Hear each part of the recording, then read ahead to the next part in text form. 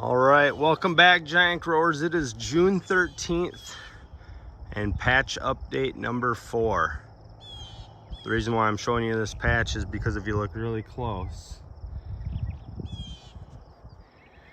I always have deer everywhere around my house all the time. I don't know how this is going to play out. Oh, and there's the deer producing more deer.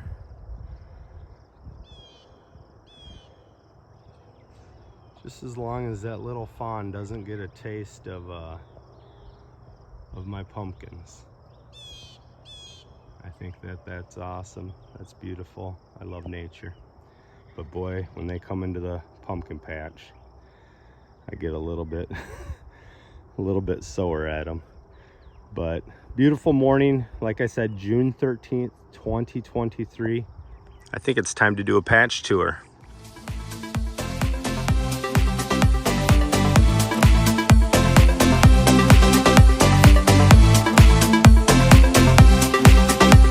As usual, let's start at the 1109 Jutras. This plant is getting big. It's getting really big. It's looking beautiful. Still, for the most part, have the Christmas tree pattern showing.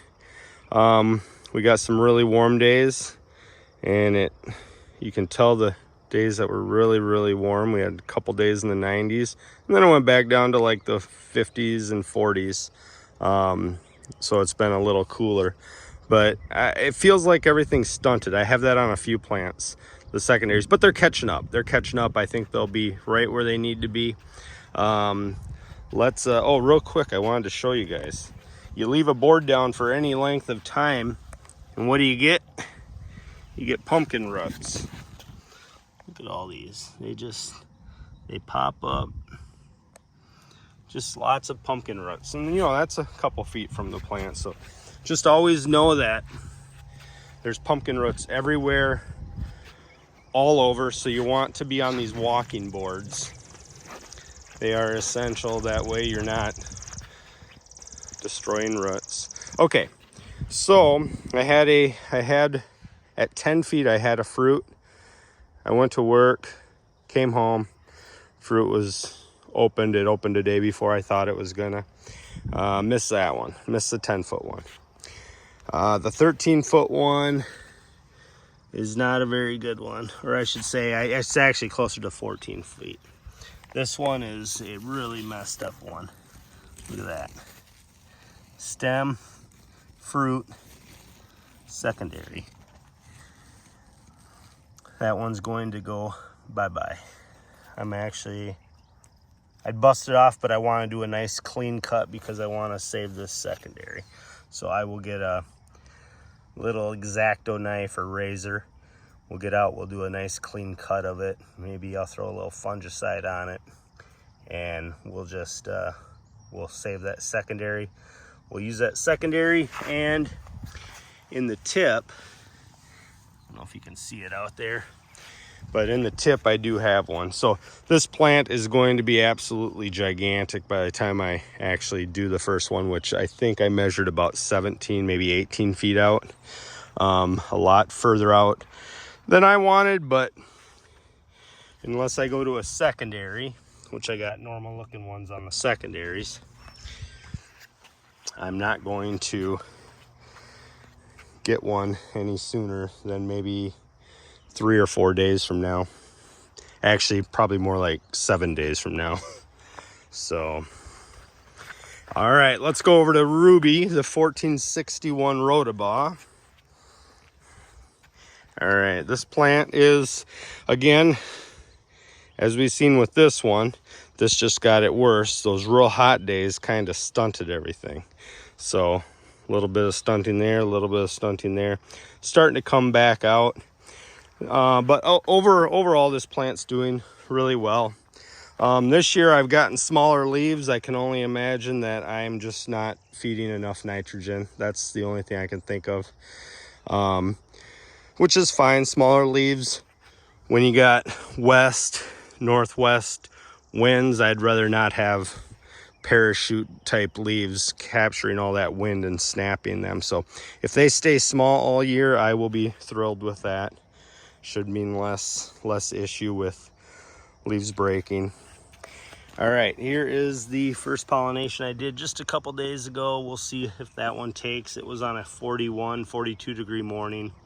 Here's the next one I'm going to do right there. But we'll see. Secondary's just popping out further up here. Real nice secondary growth here. So plant's looking really good. Let's go over to the middle of the patch. All right, the 1552 young. Remember this one, guys? This is the U-turn plant. Started there. We wrapped it around. Now it's shooting straight towards that fence. We have succeeded. It's a nice plant. Secondaries are just shooting out like crazy on both sides. We're getting good secondary growth right here. It's a bit of a mess here, but I'm pushing them the right way. Plant's doing really good. I'm not sure exactly how long it is because I didn't take into account that, but there's about 20 to 22 secondaries behind that pumpkin right there. And that one might actually open tomorrow. If it opens tomorrow, I will pollinate it. And I think I'm going to do the reverse cross with Ruby. So I pollinated Ruby with the 1552. I'm going to then pollinate the 1552 with Ruby. So we're gonna get some orange, and big. That's the goal. Let's see.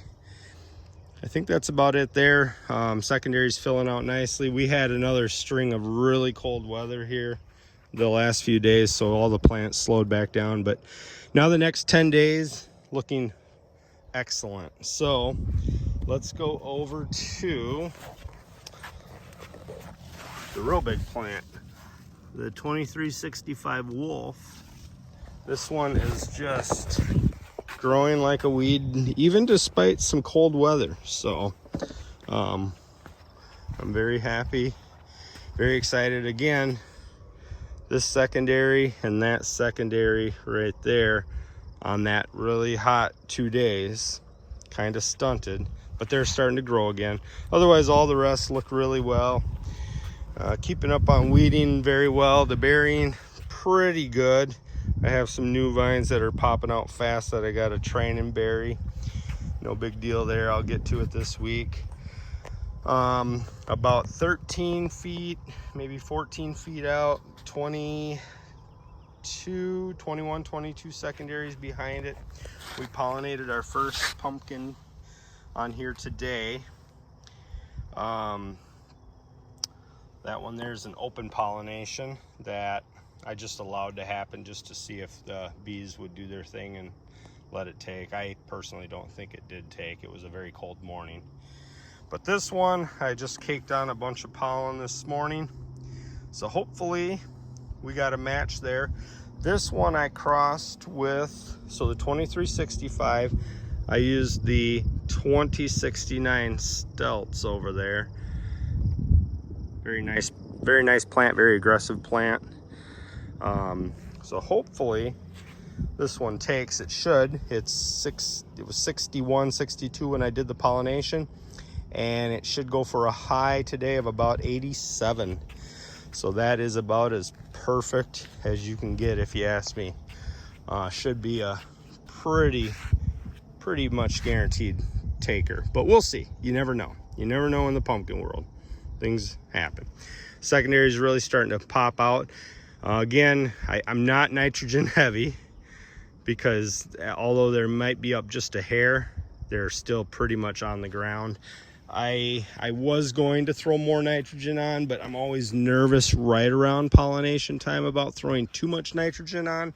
So I'm gonna let some fruit take, and then, you know, give it a few days, and then I'll start going a little heavier with the nitrogen, and then we'll see if we can't get these ends to stick up just a little and fill in the patch in the next 20-30 days. And oh, speaking of that, yeah, when you have a pumpkin pollinated, you have about 20 to 30 days before that pumpkin really starts to slow that plant down. So you have to fill in your area within that 20-30 days, which we have plenty of time to do now that the weather's finally looking like it'll warm up. There'll be plenty of time to fill this in, and we'll go right to that. I'm hoping to get 30 by 30 feet, so about 900 to 1,000 square feet for each plant. Maybe I'll let them go a little bigger if we're able to. All right, let's head to the last side of the patch here, the last two plants. All right, the 2069 Stelts. This plant has been just amazing ever since it started. It was one of my most aggressive in the house, and it continued it outside despite having no soil heating cables and no protection in the form of a greenhouse. Sitting outside on many nights that got into the upper 30s, and it still somehow managed to just pull through and grow.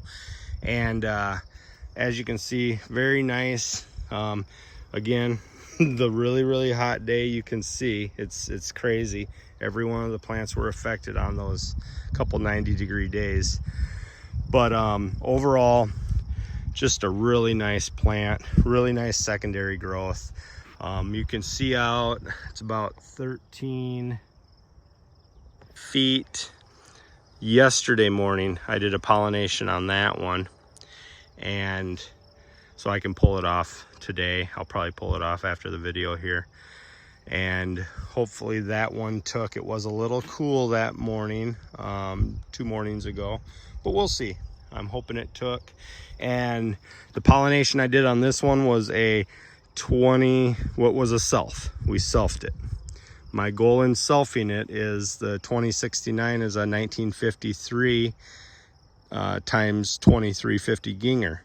The 1953 was an unusually bright orange, an absolute anomaly in the genetic world, considering if you ever seen the parent, the 1953 Deletus parent. It also went extremely heavy. So to lock in the genetics of big and orange with heavy to chart, and then throwing the Tiger King bright orange in there, I could not do anything but self this plant. That was the absolute goal. So the hope is I get something big and orange that goes heavy to chart, and then if that happens, I've locked in a pretty sweet seed. So that's my goal with that one. All right, let's go over to the Gunther 2405. Very nice plant, little behind. Again, the really warm days lost the secondaries, or they slowed down, but starting to fill in nicely. The secondaries are just popping out of the sides there. This one did not take the cold as well as the 2069 Stelts. Really slowed it down. Like I said before, one of my most aggressive growing in the house. Got outside, it just stalled. But it's really picking up now. And as you can see, yesterday I pollinated a fruit. So we'll pull that off. I pulled the bag off, but we'll pull the clip off. It was done yesterday morning. But overall, the pumpkins look good. Let's quickly go look at the bushel gourds and the tomatoes. All right, we'll start with the 345 Gunther. Nice little plant, just starting to grow. Remember, we've had a lot of cold nights here. Had a couple days really warm, and it's just been cold. But this should take off based on the 10-day forecast. And then the 470 Conley, the world record seed. This one looks like it might even be a little bit bigger, pushing out a little bit more. I see the vines starting. So that is exciting, getting these bushel gourds going with the heat. They will grow very fast. And let's jump over to the tomatoes here. They're not very far away. This is Tomato Alley. This entire area, nothing but tomatoes. We got a nice mix of a lot of different genetics here. Pork chop, I mean, right down the line. We'll go down the line real quick. I'll just show you all the genetics here. If I see a mega, I'll show you. This the 525 green, look at that. Look at that mega. If I can focus it, that's what we're looking for. Nice big cluster. Here's the new Canadian record. Actually, it tied the Canadian record. We'll see what that produces, if anything. That's actually off my 906. See another pork chop. They're all looking good. All these plants. Oh, look at that mega. That is a beauty. That is how you make big tomatoes right there. You look for that big, beautiful mega blossom and then a nice thick stem to support and feed that mega blossom, which hopefully will turn into a mega fruit. It's all about pollination. Absolute key is pollination. And you know, you need good genetics to get stuff like that. And this one happens to be what I think is one of the best genetics on earth. So we'll see what that can produce. I'm hoping something big. All right, this is Tobek, Cindy's seed, and actually look at that. There's nice mega right there. And another nice mega right, if you guys can see it right there. So a couple really good potentials on that one. Oh, this one, let's see.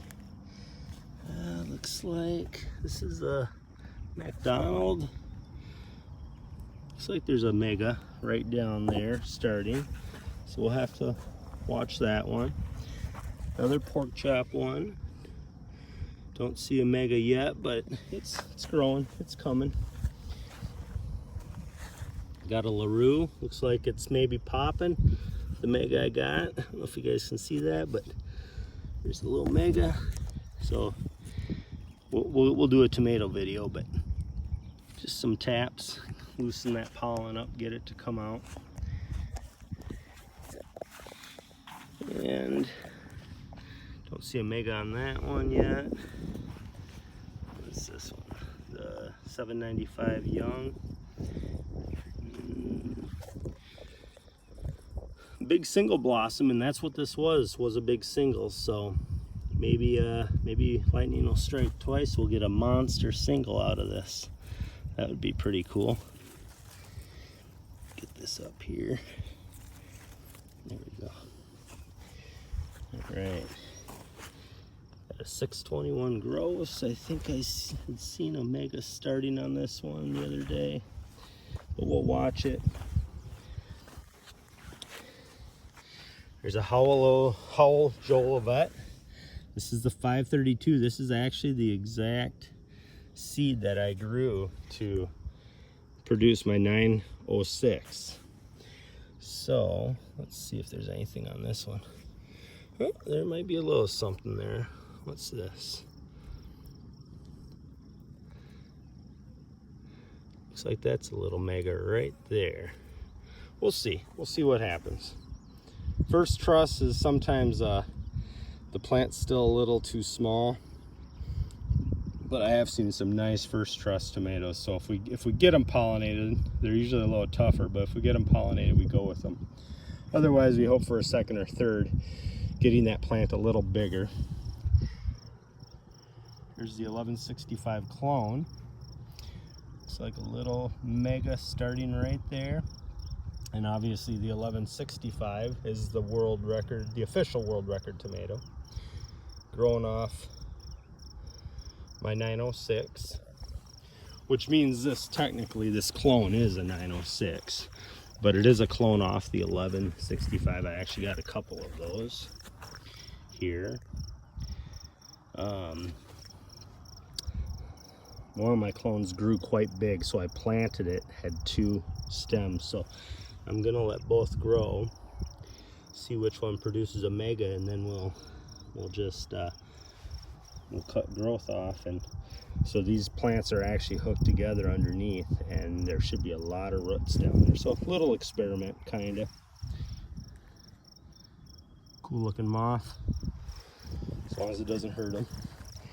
And then lastly, I don't know if you guys can see this, they're just coming up, all my giant sunflowers. Giant sunflowers, a whole row of giant sunflowers. So that should be nice once it gets later in the year. But really looking at the entire patch, everything's growing good, everything's doing good. We're gonna fill, it's been so cold, but we're still gonna fill in with some field pumpkin, watermelon, maybe a marrow in this area here that I'm not using yet. I'm gonna let these bushel gourds fill in right there, but overall really nice. I haven't had water out here, so I finally, as you guys seen, I brought a tank out. This tank is where I'm filling the water up and then dispersing it out once I put my nutrients in it onto the plants. So I did run into a little spot there where I didn't water every single day like I probably should.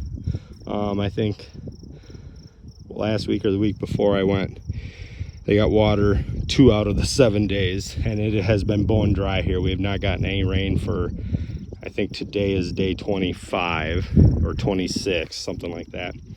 So I guess I'm making hardy plants that are hopefully sending roots down deep to find that moisture. And then once I start watering, they can send their roots back up to the surface and capture all the horse manure that I've mixed into the top. And hopefully the soil is good enough to produce some giants this year. But again, thanks so much for following me. If you like the video, hit like, please subscribe. We'll get more videos out to you, not just in more updates, but we'll be doing a lot more with the pumpkins and all the other giants like tomatoes, bushel gourds. We got long gourds. We're going to build a trellis here in the next week or so. The giant sunflowers. I have blue moons growing in a different patch. We're going to do a sweet cross with the 1109 Jutras and a blue moon that's already been crossed with a giant squash. So we'll see if we can't bring in that bluish green color even more. But again, thank you so much, guys. Have a wonderful mid-June. It's pollination season, so start getting all your giants pollinated. We'll get some pumpkins on and watch them start growing. Have a good one, guys. Grow them big.